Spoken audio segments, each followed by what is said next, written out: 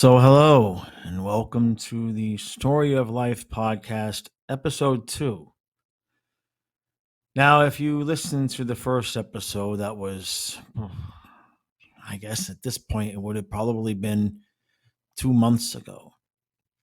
And my intention was not to have this be a, a podcast that's so randomly executed. But if you listen to that first show, I talk about my dogs and how I had worked tirelessly for a decade to set up a specific situation so that I could be at home with my dogs at the end. So today's story is not what I would have intended it to be the second episode. So I'm going to summarize what the story is and then I'm going to tell you, but you probably looked at the podcast and see how long it is. Just like this, what's he going to talk about? Why do I want to invest this hour? Well, I'll tell you what this show is about. In the last 5 months, I have lost both my dogs and my long-term relationship moved out of the house. So if that resonates with you, if you sit back when you hear that and you go, geez, that sounds like a couple kick in the nuts. Hit that subscribe button, please. uh, so yeah, when I recorded the first episode, I was downstairs in the dark with my dog. And the reason why I do these in the dark without video is because I just want the listener to listen.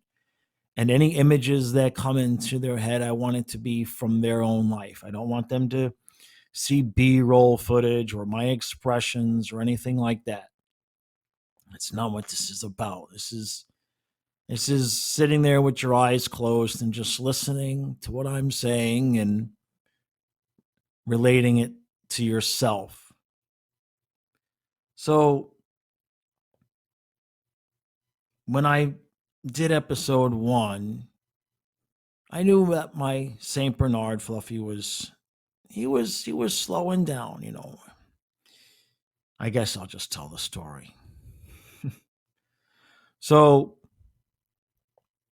on March 16th in the morning, I did my normal thing with the dogs, Ellie and Fluffy. Ellie was a Shar-Pei Shepherd mix. Fluffy's a Saint Bernard. Did my normal thing with them, and that is to bring them downstairs. It's 2 flights of stairs. We go downstairs, go outside, hang out for half hour to an hour, depending on the weather.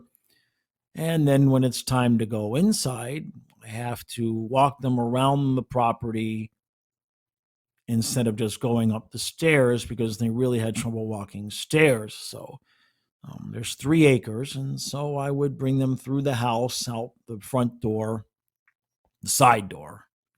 And we'd walk the perimeter of all 3 acres because that's what they enjoyed doing. And then we'd go in the front door, which at that point, since the house was a split level, we'd only be going up 1 flight of stairs, and they could manage that with my help. So on the morning of March 16th, we did that. I was preparing to drive an hour to pick up my younger son, who was going to spend a few nights at the house.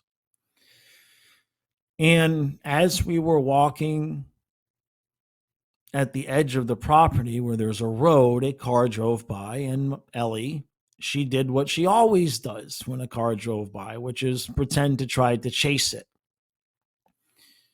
She got that habit from when she was younger, and we used to live in a very rural area. I would put Ellie and Sonia, who was a black lab Weimaraner mix who passed in 2020.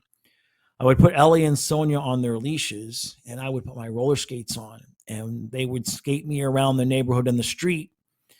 The neighbors knew that, so occasionally a neighbor would participate by pulling out in front of us, and they would drive their car about 10, 15 miles an hour while the dogs would pull me a million miles an hour, hyperbolic. They would pull me trying to chase the car. So Ellie always wanted to chase the cars. She was always on a leash. Nothing ever happened. So this morning on March 16th, we're walking. A car drives by. She tries to chase it. And I think to myself, wow, man, she's 13 and a half and she's still got it. She's doing good. Brought them inside and I left for the hour drive to go get my son. When I returned to the house, Elliot had a stroke and was on her way out. She passed 5 o'clock in the morning, 4:30 in the morning, downstairs on the 18th. So she made it the rest of the 16th, and then she made it all during the 17th. And I was there giving her as much treatment as I possibly could and making sure that, you know, she was as comfortable as she could be, but she was clearly dying. And I wanted to give her a day or two to go without calling the vet. And so I laid with her the last night. And then let's just say when she told me it was time for me to sit in my chair across from her, or if God told me that, or whoever it was, whatever you believe, I then just went in my chair and laid there and waited, and she passed. So she was gone within, a couple of days of me thinking she was okay. She was doing real well. And so with us was Fluffy the St. Bernard, and, he cried and we cried and we did what we do. We buried Ellie in the backyard. Now, Fluffy at this point was fixing to turn 11. He turned 11 on June 1st. So he was, for a St. Bernard, pretty old. For the next 2 weeks, maybe 3, we went to the beach and the river more than we ever had. Now, the normal routine with the dogs when they were younger was beach and river every day. I live a few thousand yards away from the river and about a mile away from the beach. And so we would go every day. We live in the middle of nowhere. We'd be there by ourselves 99% of the time. As they got older, of course, that turned to more like 3 or 4 days a week and then maybe 2 days a week. But for these couple of weeks after Ellie passed, all of a sudden Fluffy just had this massive, I don't know what. In hindsight, I think I know, but we went to the beach every day or the river every day, and we were there for hours, and he just refused to leave. And then one day, he just refused to go. He stopped wanting to go altogether. So, about that same time, he also could no longer climb the stairs. Now, this was all, within a month. Ellie died on March 18th. The last video of Fluffy at the river was April 16th. So from March 18th to April 16th, that was it. By the end of April, maybe a little bit sooner than that, I was living downstairs full time with him because he could no longer climb the stairs even with my help. And I recorded episode 1 of this podcast. And I talked about how I had designed my life to stay home with dogs and kids and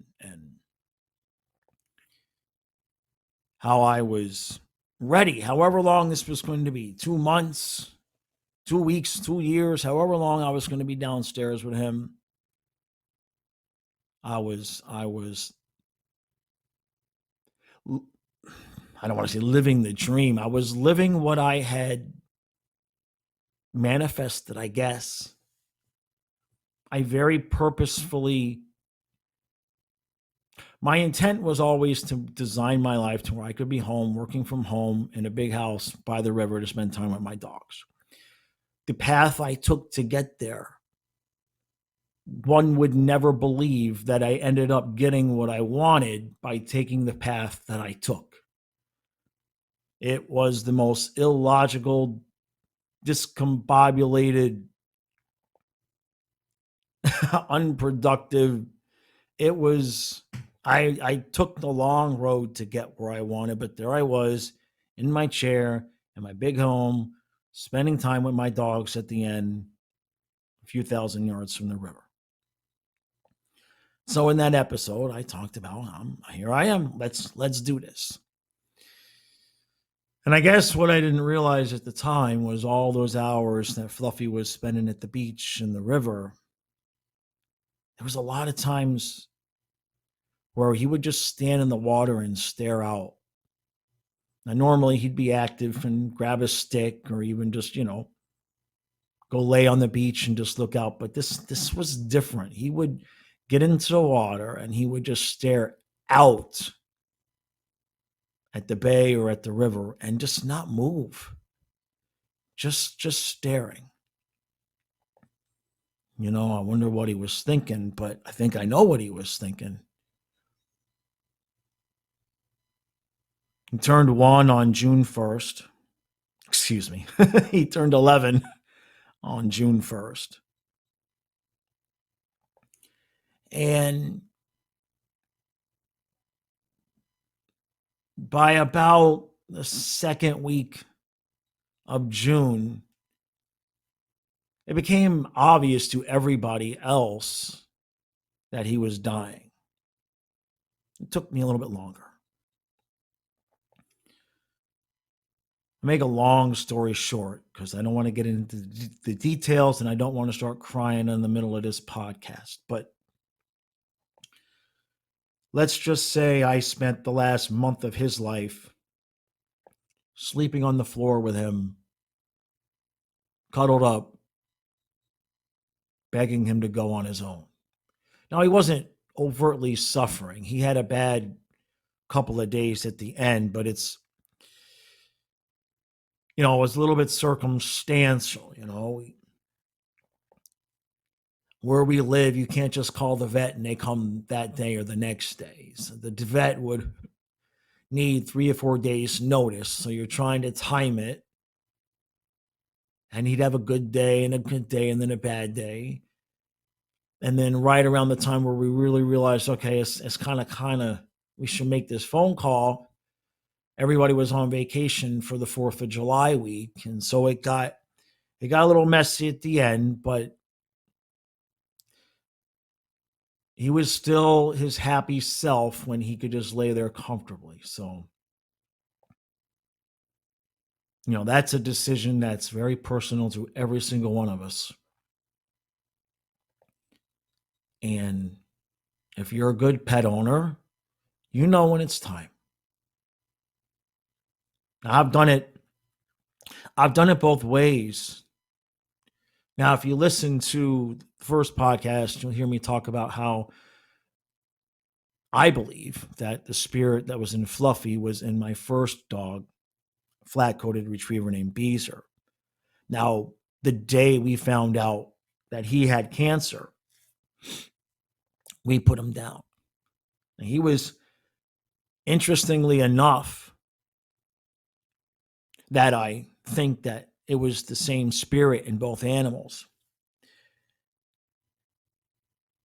They both lived the exact same amount of time within a day of each other.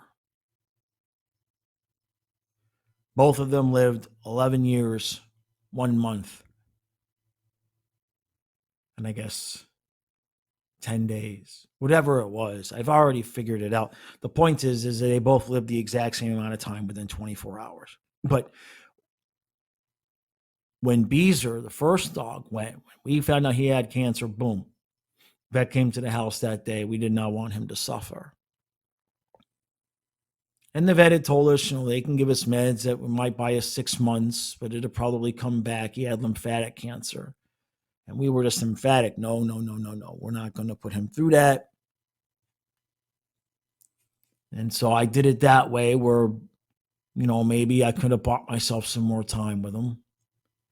And I've done it this way where, maybe I could have made that call 4 days earlier.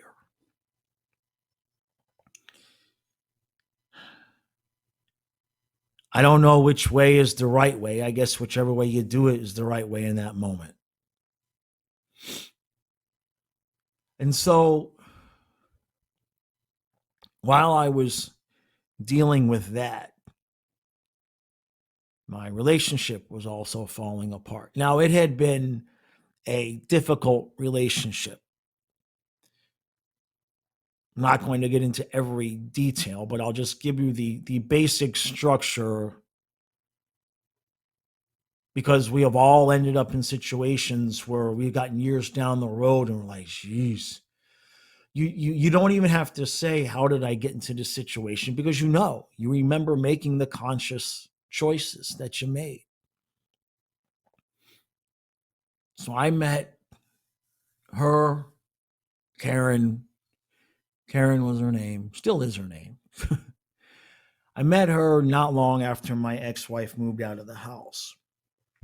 And which was fall 2018. By spring of 2019, she had moved in because I had gotten so sick with Lyme disease that I could not function. And I spent the better part of 2019 recovering. I was in rough shape. Lyme disease can kill you. And had it not been for her coming in and the doctors and medical people that she knew, I don't know what would have happened. It wasn't a immediate onset case of Lyme. I had Lyme undiagnosed since 2009. That's a whole nother story. I have vertigo. I can't drive highways and bridges. And the point is that within a few months, she was living with me. So 2019 was spent getting healthy. And then we all know by the beginning of 2020, that's when COVID hit. And as I began to get healthy at the end of 2019, that's when we started to realize, I don't know how compatible we really are. I was real compatible with her when I was sick and listless and unenergetic and had very, very little interest in sex. But me being, well, at that point, I was 47. She's 10 years older than me. But the thing of it is that let's put it this way. I am 52 going on 42, and she's 62 going on 72. The disparity in what we want in life and our energy levels became too much. So as I got healthier, we started to realize this might not be a great match. And then COVID hit. It's like, okay, well, we'll just do the best we can here. Nobody's kicking anybody out of the house or anything like that during the middle of a pandemic, right? Okay. November of 2020, that's when Sonia died, my black lab Weimaraner. And, within a couple of months, within 3 months after that, Ellie became very attached to Karen because Sonia and Ellie had been together for a very long time. And so I made another conscious decision, even as the pandemic was, as we were getting back to whatever normalcy we were going to get to. I said, yeah, we might not be a great match, but I'm not going to rock the boat while the dogs are alive because, at that point, Ellie was 11, 10. She was getting older. And, both dogs had already experienced, my ex-wife leaving, my youngest son leaving, my daughter moved to Florida. So they had already experienced, in my opinion, enough loss, enough loss. And so again, I made the conscious decision to say, okay, we'll just do the best we can. And, the results of COVID led both of us, me and Karen, to have to file bankruptcy. I had a very successful Amazon business, and that business model just literally no longer exists. And so, you know, when you have business debt and that business goes away, you have no choice but to file bankruptcy. So we muddled through as best we could, me building my YouTube channels and her building her health coaching business. And we've both had moderate success. But it was not an easy relationship. We are extraordinarily incompatible. We don't see eye to eye on too many things. We really don't see eye to eye on the bigger things that a relationship needs to be successful, and your boundaries around the opposite sex, and empathy, and when it's time to bring up a complaint and when it's time not to bring up a complaint, which leads me to how things ended. You see, even back when I was with my ex-wife and I had the 3 dogs, we had 3 kids. Both boys had autism, daughter in the middle. You might hear the garbage men picking up the garbage out here. So life would get pretty stressful, and I would say, when the dogs die, I'm taking 2 weeks and I'm disappearing. I would say that. When they go, man, I'm that's it. I don't know where I'm going. I'll be safe and I'll be back. But for 2 weeks, nobody's going to know where I am. And I would say that. And of course, it would piss people off. And I would say the same thing, to Karen. So when these dogs go, man, I need a break. I need a vacation. And then when Sonia died, I kind of would think about it and number one, I'm not going to have the money to go anywhere. But number two, I don't want to just leave everybody alone to deal with, the trauma of having a dog die. I don't want to leave them by themselves. I can't be that selfish. So somewhere in those last couple months, when we figured out that Fluffy was going, I said, look, and I said this to Kyle, my son, as well. I said, I know I always say I'm going to go away for 2 weeks and disappear. I'm not going to do that. I said, but what I am going to need is a couple weeks to just be as left alone as humanly possible. If I approach you, that's fine, but I just need a couple of weeks to just be by myself and to, just treat it like I'm not there, unless it's something you really have to talk to me about. At this point, I'm 52, and I have not been without dogs and kids as a responsibility since the age of 25. That's a long time. That's my whole adult life.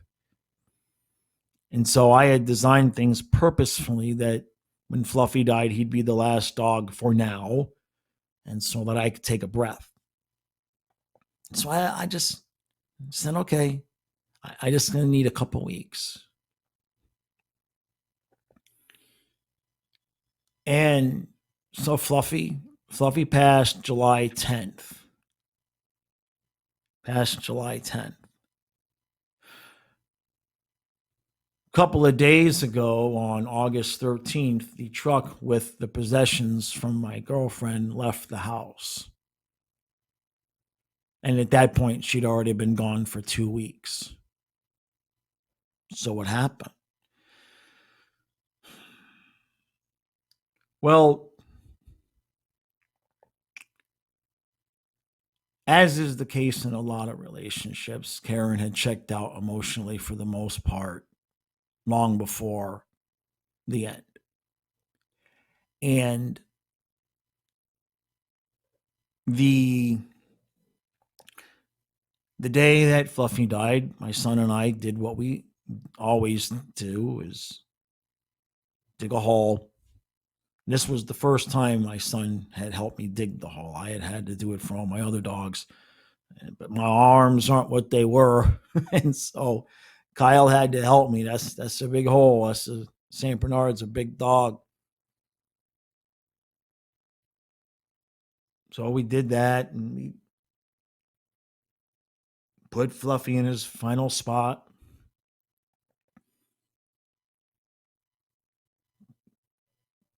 Covered the hole with bricks, and what we always do is we go to the beach or the river afterwards, and we bring rocks and sticks and logs and stuff, to put on the grave until the ground is settled and we can put flowers or whatever we're going to put there.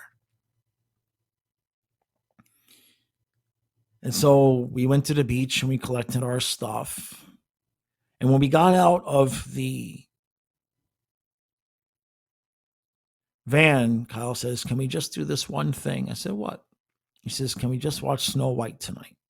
That's his comfort, the animated version of Snow White. He's a big Disney fan. And I said, I don't think Karen's going to want to sit and watch Snow White tonight. But I said, why don't we watch Jaws? Because that's my favorite movie. I said, she'll sit and watch Jaws with us. Let's do that. And then tomorrow, I'll watch Snow White with you. Okay. So, told Karen, we sat, we watched Jaws that night. I half fell asleep. But she let me just lean up against her and fall asleep. Next morning, I woke up and I went fishing. And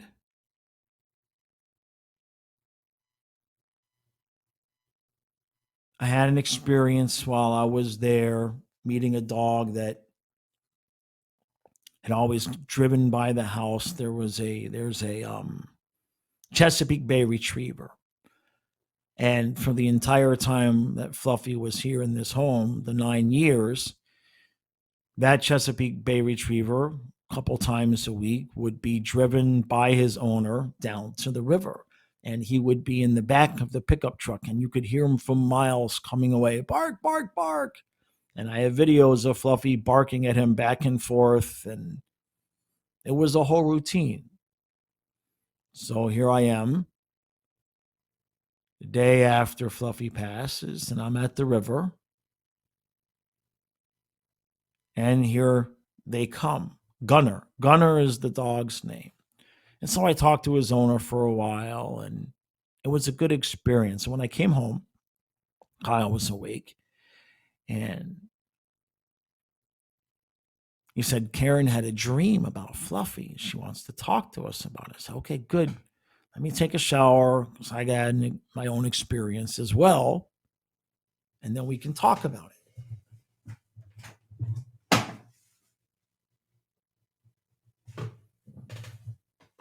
And so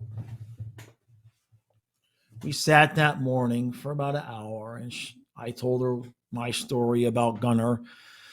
She told me the dream that she had about Fluffy and where she saw him. And it was very comforting because it was a location that Kyle and I knew exactly where she was talking about. She didn't know the story. So it really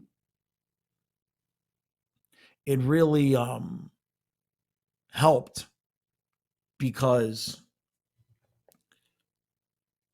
the location that she saw him at, it was definitely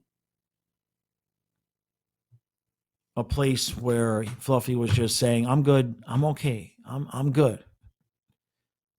And so we exchanged our stories, and then I went on with my day. I had to do my eBay pack and ship. and all of that.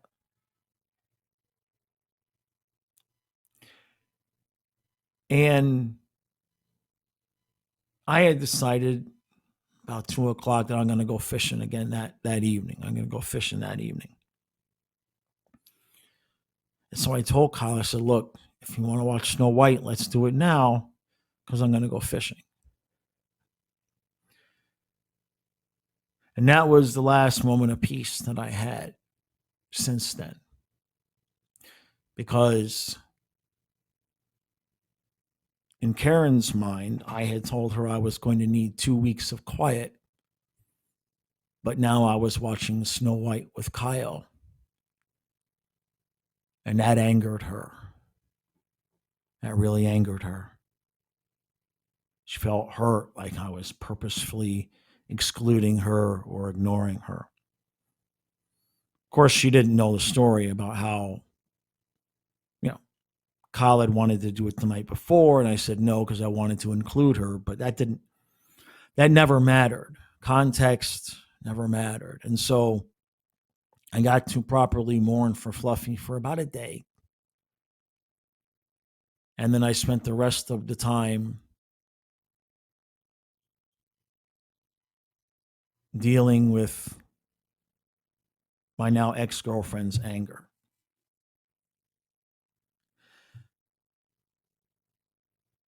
And so now that she's gone and her stuff is out of my house, now I'm catching up on mourning for the dogs. I didn't really get to mourn Ellie properly because, number one, I had to be strong for Fluffy. And number two, it was smack dab right in the middle of the Florida Panthers in the playoffs and winning the Stanley Cup. And my job is on YouTube being excited for what the Florida Panthers are doing. So that all happened in the middle of everything else. And so as we all do after things, you start to have realizations. But the one thing I can tell you, and I'm going to make a shorter video on this to be a little bit more palatable, but the one thing I've learned, one thing I can definitely tell you is that people are not going to suddenly change and have empathy. Let them show you who they are when you meet them. And never assume that you're going to do enough or be enough to get them to change. Because the fact that she got angry with me within 24 hours of my dog dying is not a surprise to anybody that has been around her. It is certainly something I did not think she would, I thought I would be safe for a little bit of time, but it wasn't. And when I look back at the other things that should have been red flags from all the way back in the beginning, I can't say that I'm surprised that it fits. Unfortunately, it fits her value system and how she views life.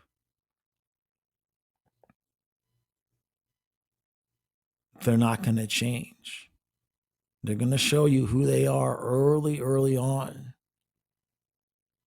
And whether you're a man or a woman, it doesn't matter. The point is don't ever think that if you just do enough, if you just change enough, that then they will see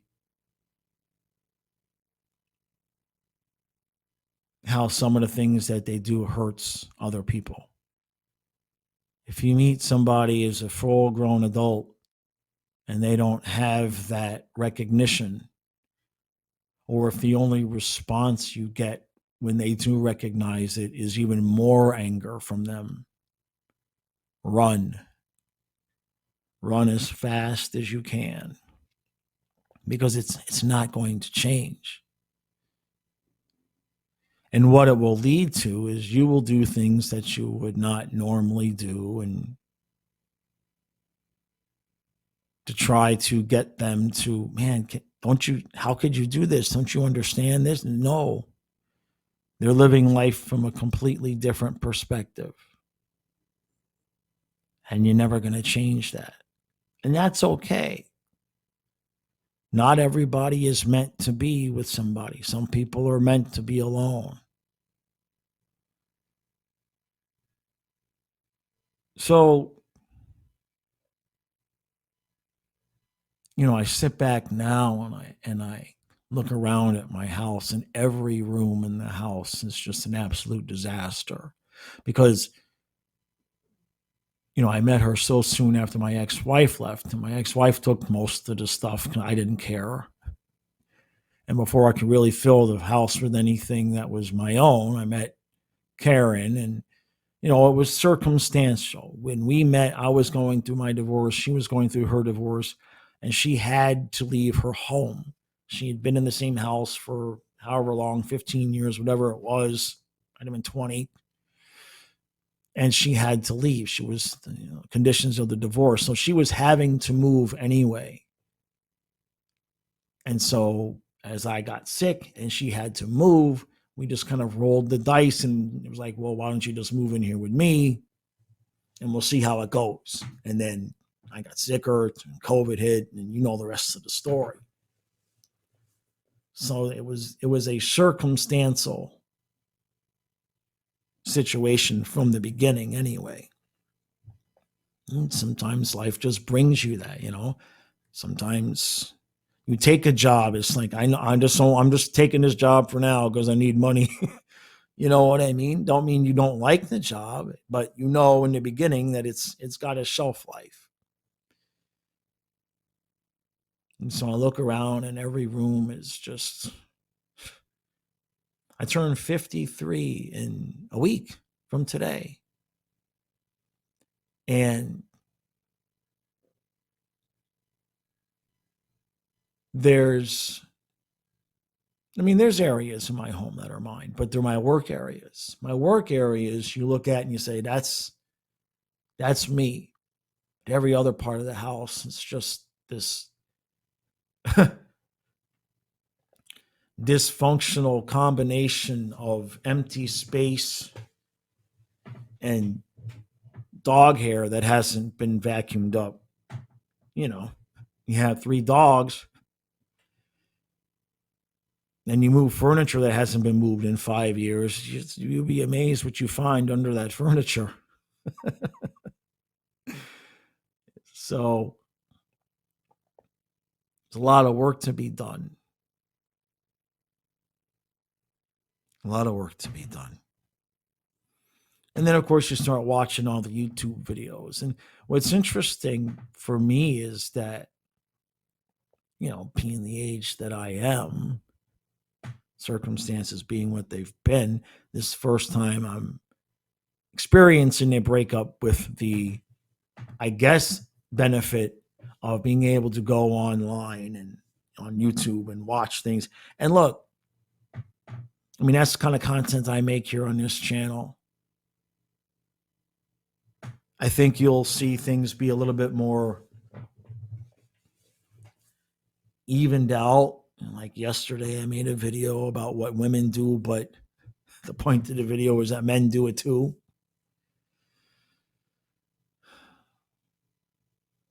So much of relationships, so much of life is just people reacting to other people.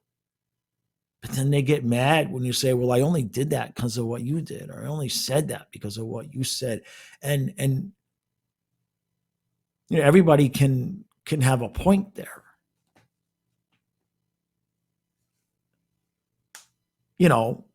In many ways, we're taught not to let other people control your actions. But if somebody asks you, what do you want for dinner? And you say, I want pizza. The only reason you said, I want pizza is because they asked you what you want for dinner.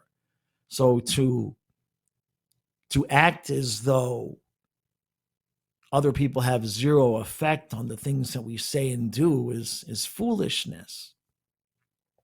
It's simply not true. As a relationship is over, you start to get clarity on certain things. But the world is different.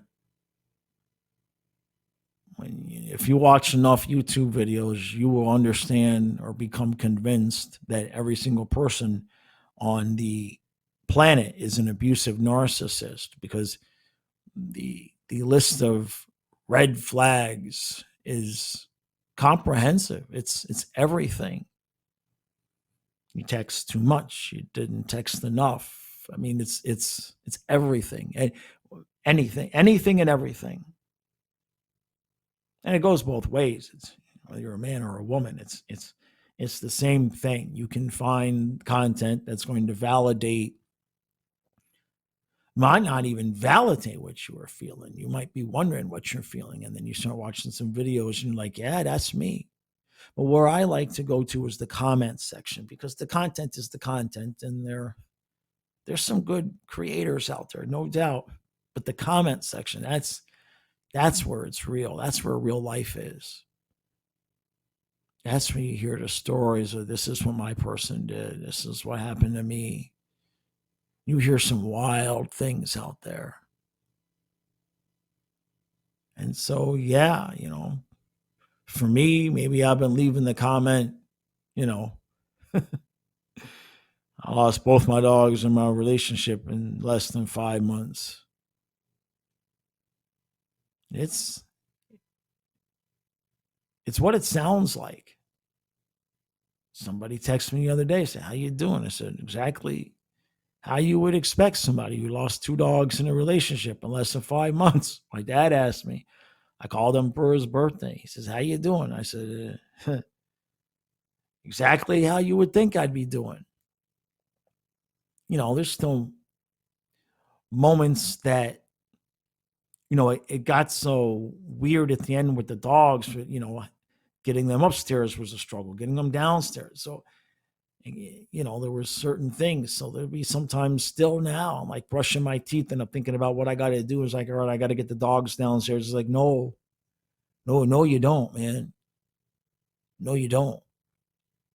Now those things will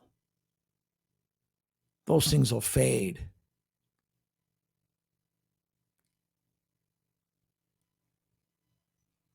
But so far, what have I learned? What's the lesson so far? Well, the first thing is what I said, people will show you who they are. Listen, watch, pay attention. They're going to show you exactly who they are. Now you can express your opinion,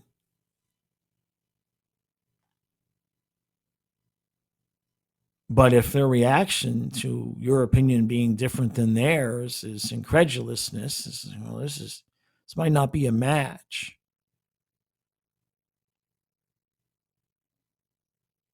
That's the first thing. People will show you who they are. Pay attention. And the second thing is that sometimes you get exactly where you want to go in life by taking a path that you would have never taken. You would never consciously take that path. Or you would have said, that's what I have to do to get what I want. Nah, I can't do that. There's no way I can deal with that. Like if you would have told me 6 months ago that, all right, you're going to have to lose both dogs in your relationship, I said, no, I can't handle that. Who can handle that? But I did. I am. So the point is that don't think about it. What do you want? Get it. What do you want? And go get it. Just don't think that you are going to control the way it comes to you. Because you can't. And a lot of times, the more that you try to control it, the longer that road gets. You don't know what, it depends on what you believe, whether it's God organizing things, the universe, a simulation, doesn't really matter. It's all the same result. But you don't know what's being put together behind closed doors that's going to eventually affect you. So when life presents you with something, now if it's something you absolutely do not want to do, that's a different situation.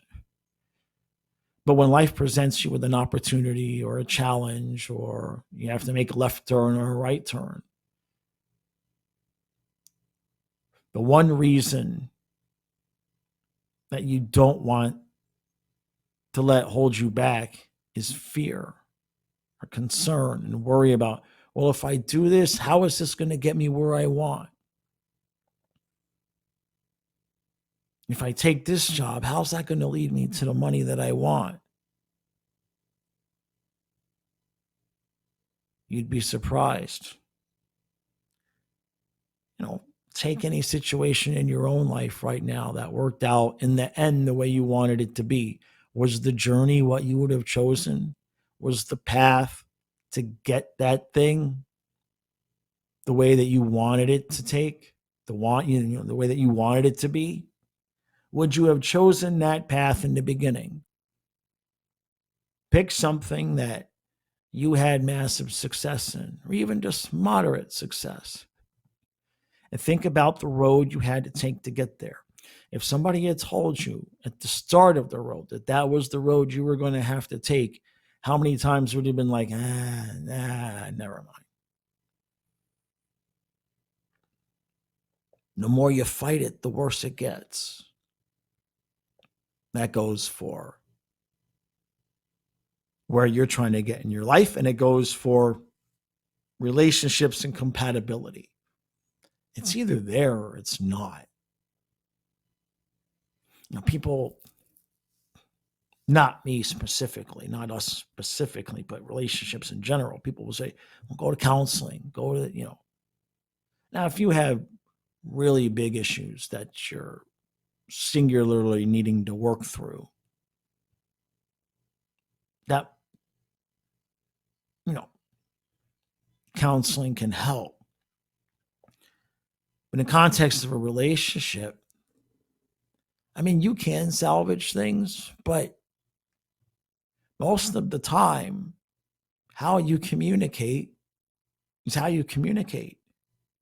How you interpret information is how you interpret information, especially once you get to a certain age.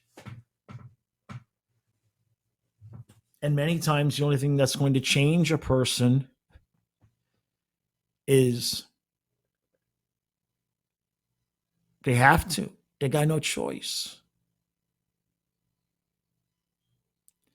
I'm keeping my mouth shut, but I'm laughing internally at some of the things that Karen is now saying to me now that she's gone, the things that she's doing, the things that she's so proud of herself for doing were all things that I suggested to her that she would get angry at me for suggesting them.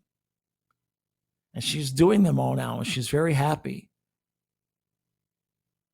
Has she said anything about, I know you suggested this, I should have listened to you? Anything, any acknowledgement? No.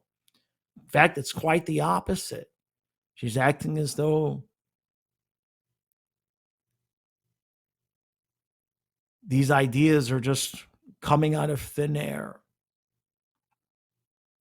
And maybe they are to her because, when you're angry with somebody, you don't really hear what they have to say, right? How many times have you been in an argument with someone and they accuse you of saying things that you're like, what? They never said that. Or they don't remember anything that you said.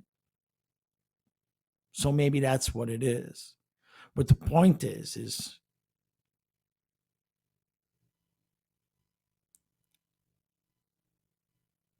she had to take a leap of faith to leave the house and be out on her own. And The only reason she's doing the things that she's now doing that I had suggested that she do for years is because she had zero choice. To get where she wanted to go, life gave her absolutely no choice. And so I just sit back and it's like, I kind of feel used by the universe. Yeah, I kind of feel used by the universe, not by her. But there's a lesson there. There's a lesson there. And I'm not going to sit here and proclaim that I know the whole lesson because I don't. But there's a lesson there. Case in point, she had a massive falling out with her mother while we were together. And I kept telling her, because her mother would send her a card. Her mother was reaching out the best she could. You need, and she would get into these states where she'd just be so angry and so emotional about things. And I'd be like, Karen, you need to reconcile with your mom. You need to call your mom. She's going to die. She's got health issues. You're going to have this regret. And every time I would say that, she would get so angry. And it led to issues. Within a couple of days of her leaving the house, she realized she had no choice but to reconcile with her mother.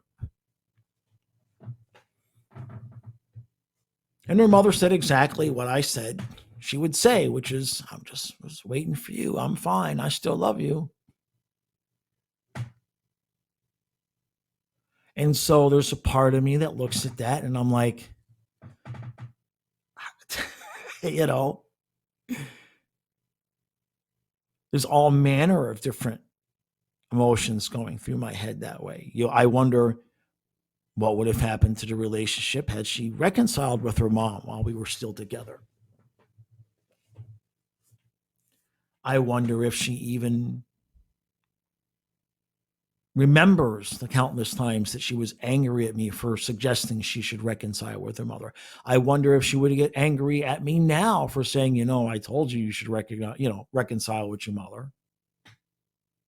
There's other specific things, but that illustrates the point. What's the saying? You can lead a horse to water, but you can't force it to drink. Oh, my horse would buck and kick me when I tried to lead it to water.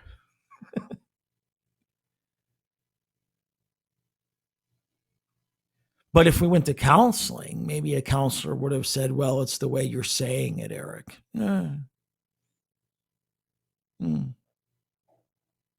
It's not like I just randomly walked around the house saying it. It was usually in response to her having a very emotional breakdown and verbalizing that she didn't know what she did wrong or she didn't know what she needed to do. And I know the whole thing, a woman will say, well, she's not trying to get you to fix her problems. I understand that. But, when you're in a relationship with somebody and you're sitting there seeing them suffer, to me, certainly to a man, it feels neglectful to not try to give suggestions. And then when those suggestions turned out to be exactly right, well, as a man, I don't feel vindicated. I feel like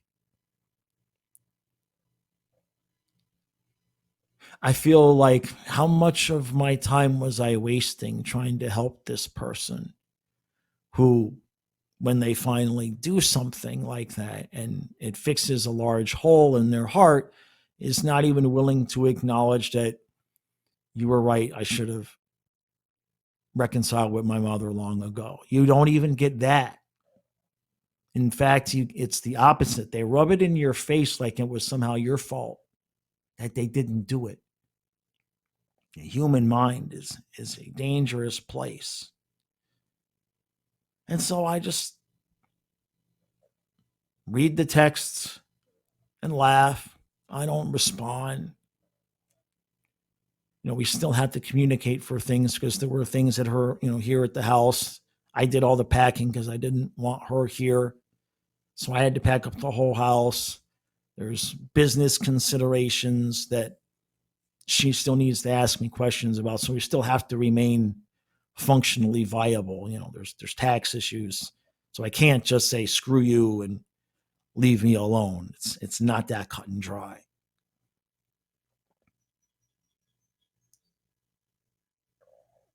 And you see right now, this is the part why I don't film the video, because I'm sure when I'm telling that part of the story, some of you, male or female, are sitting there going, yep, I've lived that. I've lived that thing where I was telling somebody I loved for years, this is what you need to do. And then when they did it, it was somebody else's idea, or was, in this case, life forced her to do it. And so good. It's not so much that I need credit. It's not so much that I need her to say you were right. It's more of an acknowledgement of the energy that I spent just trying to help. But I circle back to what I said. People will tell you who they are, not just by their actions, but listen to their stories about their past. If you are relationship number 6, 7, 8, and they all ended extraordinarily terribly, you might want to think twice about that.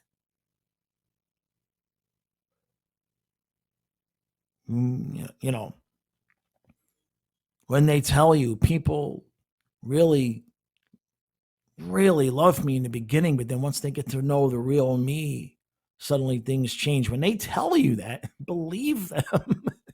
Believe what people tell you about themselves, not just in relationships. When I meet somebody new that might be a potential relationship person, I tell them, look, I apologize in advance. I'm going to know things that I should not know. Now, whether you call that psychic, whether you call that intuition, picking up on the energy, I am not married to the explanation. An imaginary example would be if you move into my home and you have a letter that you've saved from somebody from long ago, and they talk about a day where you found a lost puppy. Within a few days of me sleeping in the same room as that letter, I'm going to be asking you, did you and a friend find a lost puppy sometime? Because I had a dream, or I just got this weird feeling about you and a friend finding a lost puppy. I can't help it. There's nothing I can do about it. So when I meet somebody, I tell them I'm going to know things I should not know. Please be honest with me when I ask you these things, because it's important for me to know the difference between what I'm picking up energetically and what I might be making up in my head because of any insecurities or issues that I might have. So I have to be honest and be like, I need you to be honest. If I ask you a question about something and it seems like it has nothing to do with nothing, there's a reason why I'm asking. It's because I'm having a very strong intuition, and I just need to know if that intuition is true or if I'm making things up in my head. And unfortunately, for me, even though I said that, I was, well, let's just say, I hate to use the word I was lied to, but she wasn't honest with me about certain things. And that's okay. But listen to what people tell you about themselves. Watch their actions when you first meet them. They'll tell you all you need to know, especially in the beginning of a relationship. Usually something's going to come up, a situation, and you see how they handle it. And if you have questions about how they handle it and internally, and you're thinking that's very far off from where my boundaries are, or how I would handle things, or how I would want my significant other to handle things. That's the thing. We're all going to handle things differently, right? We're all going to treat people differently and have different expectations. So it's not necessarily, well, I wouldn't do it that way. It's do you want your significant other to be someone who would handle things that way? And I knew from the get-go that there was some pretty serious incompatibility there, but situation being what it was, she had to move. I got sick, COVID, dog died, and before you know it, it's 5 years, almost 6 down the road. And it took that long for circumstances to allow us both to be free. And so what I am attempting to do now is to not have some crisis of self. I know myself. I mean, you're always constantly learning. But this is the first time, I'm going to be 53, like I said, the first time since 25. I got married at 23. So really it's the first time since 23 that I'm not beholden to another person for the most part. I mean, I got my kids. Kyle still lives with me. But in terms of my daily life, it's the first time since 23 for the most part that I can do what I want. There's no person, there's no dogs. There's just me figuring out what I want to do. And, you have to look at your life because, like I said, I designed my life on purpose to be home with the dogs and the kids and everything like that. And so that has led me down a road of certain things that I do with the YouTube channels and selling on eBay and all of that. And so I have to be sure, is this what I want? Is this circumstantial like the relationship was, or is this really who I am? And I'm getting there. One thing I think I know I'm figuring out. See, I think I know, right? One thing I'm fairly certain on is that I would like to make a turn more towards this channel because I know that there's a lot of guys out there in the same similar situations that I am that need support. And if I can make a living doing that, I might definitely prefer that to the sports thing. I love my sports, don't get me wrong. It is a grind, though. Being a YouTuber in the sports world is a grind because you either cover everything or you're nobody. It's very hard to,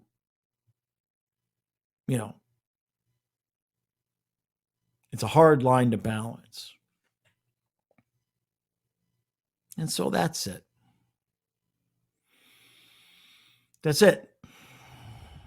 2 dogs in a relationship in 5 months.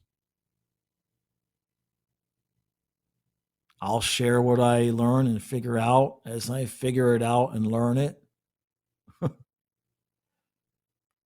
My goal is to have content out on this channel at least 5 times a week. I don't know how much energy I'm going to have. And I mean that in a positive way, without a relationship draining me and of emotional energy, and without the dogs draining me of a lot of physical energy. Well worth it, by the way. I will eventually have dogs again. But the point is that all of that energy I've been expending for all these years now has to go somewhere. And so that's what I'm figuring out, is which way do I want to point that energy? If you got value from this, please hit that subscribe button. You'll notice an uptick in content on this channel. I've already started the last few days. And that's it. Last thing I can say to you is,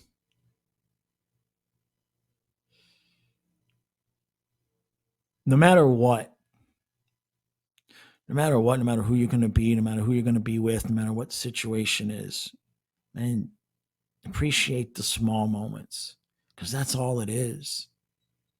The anticipation of those big moments come, and then all you do is remember the small moments anyway. That's all that life is.